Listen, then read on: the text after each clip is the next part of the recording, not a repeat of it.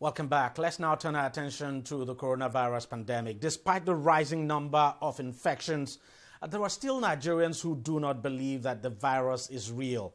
As the nation continues to battle the pandemic, over 6,000 recoveries have been recorded.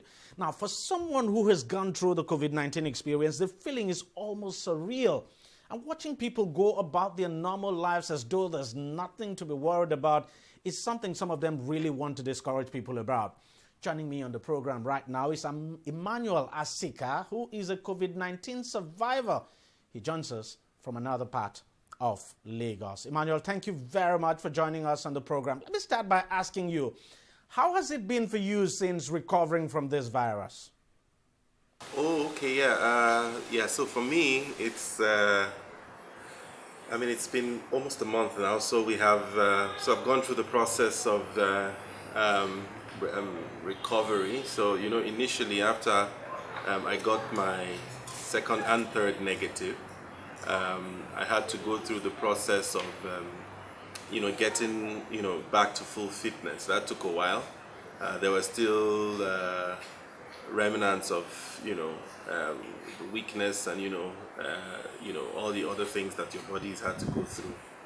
So for me, I'm pretty much okay now. I've gained back some of the weight that I lost, and I'm largely back at work. So I work from home now. So it's been a gradual return to what is current day normalcy and current day reality. In terms of how have I integrated back into society, I think that has helped. That has been helped by the fact that society is still grappling with the crisis, and then we are only just gradually easing the restriction.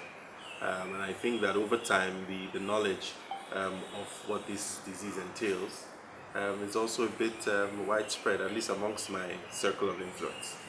So it's been a gradual return back to normalcy. Now, do you have any idea at all as to how and where you may have contracted the virus? For us, I haven't done pretty much an investigation. I traveled, but clearly I was back over a month, so it couldn't have been traveling. I couldn't have contracted it while traveling. It had to be community transmission. So at the time when I got back from my trip, and at the time Lagos was still pretty much functioning as normal. So I was still going to work and all the other things that I usually do on a normal basis. So this had to be community transmission. At what point did you start suspecting that what you had might be COVID-19?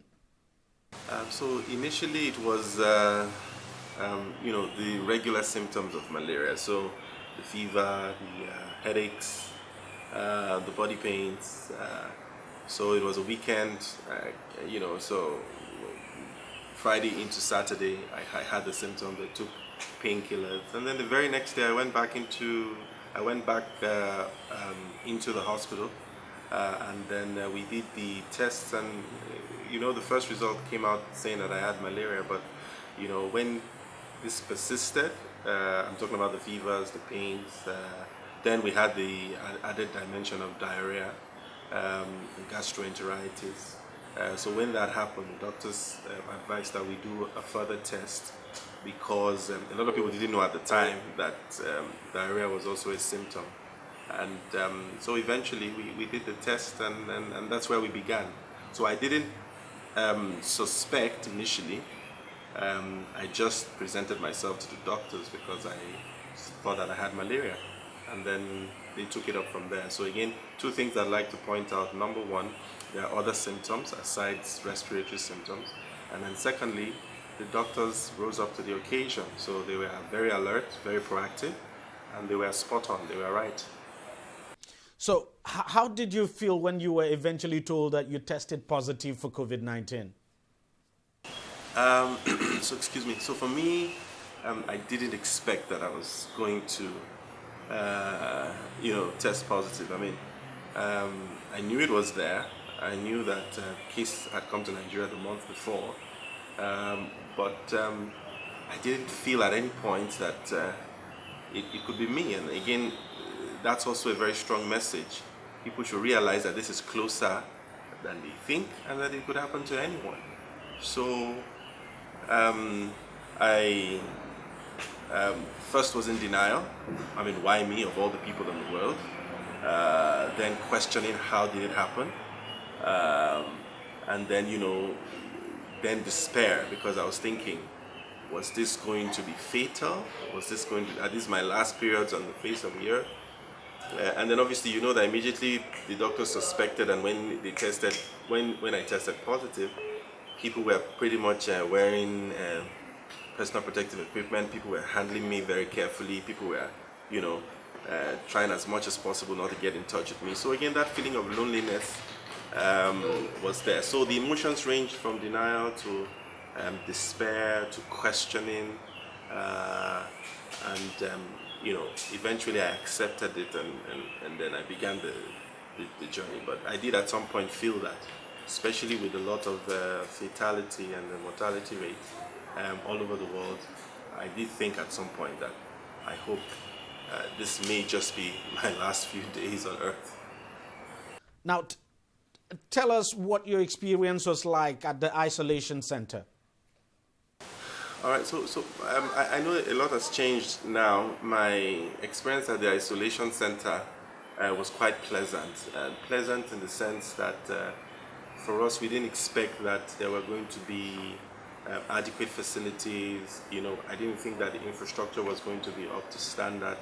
I didn't think that we would be given the kind of care that I was used to, because I was coming from a private hospital. But we were pleasantly surprised at the time. So the doctors were at your beck and call, and whatever your dietary needs were attended to. There was 24 hours electricity. The doctors were some of the most amazing people I've ever met. So it was a pleasant experience, and at the time, everything from support, psychological support, mental support, to physical support, to to feeding, and a conducive environment was afforded us. Now, this was, in April. Now, this is June. I know that the cases have skyrocketed. I do know that infrastructure is under pressure, and this is why, again, we are having to do this to tell people that, please be responsible, take care of yourselves, be healthy, because, again, they're going to be trying to prioritize the people that they isolate now, so that they're able to cater for the vast majority of the numbers. And again, just like we feared at the very beginning, we have a capacity and an infrastructure problem, because the cases are much more than the beds that are available. So my time there was absolutely was pleasant in terms of the environment. Of course, the experience of the disease itself, it's another ball game. But I think I was very proud. We were very proud of what the Lagos State government had done, and we expressed that appreciation in a viral video that we did, appreciating the health workers, and the doctors, the nurses, and all the people at the isolation center. And so how did you feel when your test result eventually came out negative?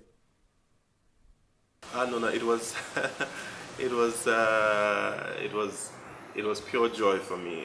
Again, it was unexpected. So just like the first time when the test came out positive, I wasn't expecting to turn out negative that soon. Primarily because for me, my symptoms were nausea, vomiting. I was completely dehydrated, so I wasn't eating for almost 10 days, maybe 14 days, because coming from the private hospital, I had no appetite and I was throwing up. So even at the time I was negative, I was still excreting excess saliva. I had a spit bowl by my side, so I was not in any way expecting to be told I was negative the second time. So it was unexpected. It was pleasant news. I was quick to break the news to my family and all the people who were supporting me and praying for me all over the world, to be honest. And it was really a time of rejoicing, a time to, of course, be happy that life has afforded you another chance to make a difference. And there and then we knew, not just me, but a couple of the board mates, that we would be advocates to try and let people see that it's a deadly disease, it's easily contractable, it's closer than you think, but more importantly, it can be defeated. I think that's the strong message that we are trying to pass across through every medium that we have at our disposal. Now, after your recovery, how exactly were you received by the people around you? I mean, your family and your friends? Yeah, so you're quite right about stigma. I keep saying to people that we have over 5,000 people who have recovered now, and yet they are not coming out to talk about their experiences, specifically because of the stigma. And that's clear. I mean, we in Africa are not very open about our health conditions, and nobody wants to come and talk about their vulnerabilities. Because of how we would receive it. It's cultural. It's maybe even religious in a sense. So I, in any case, from the very beginning, have been very upfront about it. So never waited for people to guess. I went ahead to tell them this was my experience, and then try to make it a teachable moment. I remember when I got back in my estate, they were having a security meeting, and that was a time when vandals and hoodlums were taking advantage of the lockdown to cause havoc. So we were trying to shore up our security in my estate, and then I went in there, and then I immediately, with a lot of people gathered, said to them, look, I am the one who had COVID-19. I think you guys protect yourselves, not just from the threat of the vandals, was also from the threat of COVID-19, which in my opinion was worse. So I became a pseudo doctor, like I like to say, and I was always upfront about it. So I think that I used the opportunity every time I had to talk to people to try to educate them about the disease. And again, I always pointed out this very salient point, and that's the fact that I had been tested 3 times and I was negative. And so I knew my status. I knew that the possibility of getting reinfected was very slim. And then the people who should be concerned are the people who don't even know their status. So I always used to say that the joke wasn't on me, it was on them, because at the end of the day, they didn't know their status. For all they know, they could be asymptomatic carriers. So I'd always turn around the conversation to as much as I could, so that there was no stigma. And then I think I was lucky because my circle of influence and the people around me were people who understood a lot about the disease. So I didn't experience so much of stigma, but I understand why a lot of people are not coming out. We've had to talk about this in several forums where a lot of people are in denial about the disease, because the people who have been infected have refused to come out. Look, Emmanuel, we know there are quite a lot of people out there who still do not believe that COVID-19 is real. What would you be saying to them? This one has been quite a difficult thing to come to terms with. Okay, and that's because I understand why people are doubtful.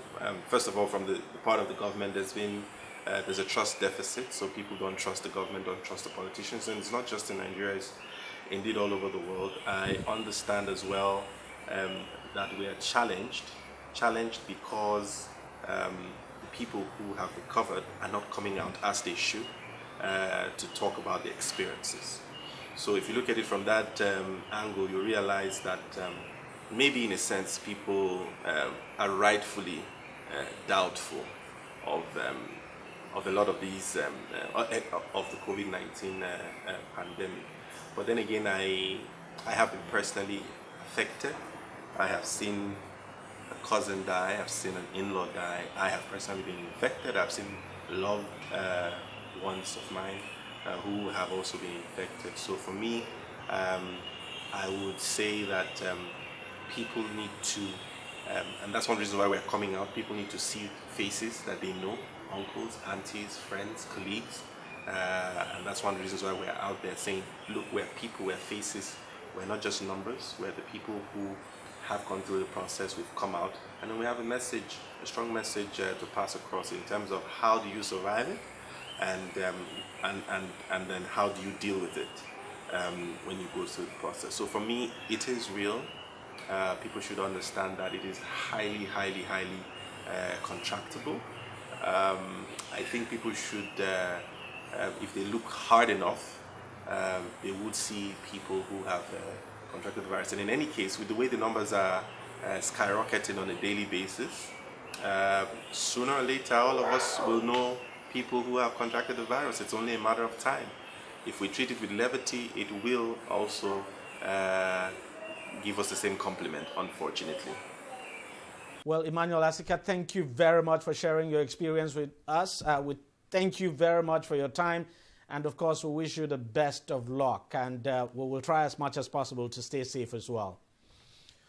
Well, that's it on the program. But if you want to watch it again, it's simple. Just go to our website, TV360 Nigeria. You'll find this program and lots more there. You can also follow the conversation on our various social media handles, or platforms, I should say. Well, thank you very much for watching. I'll see you again next week. Bye-bye.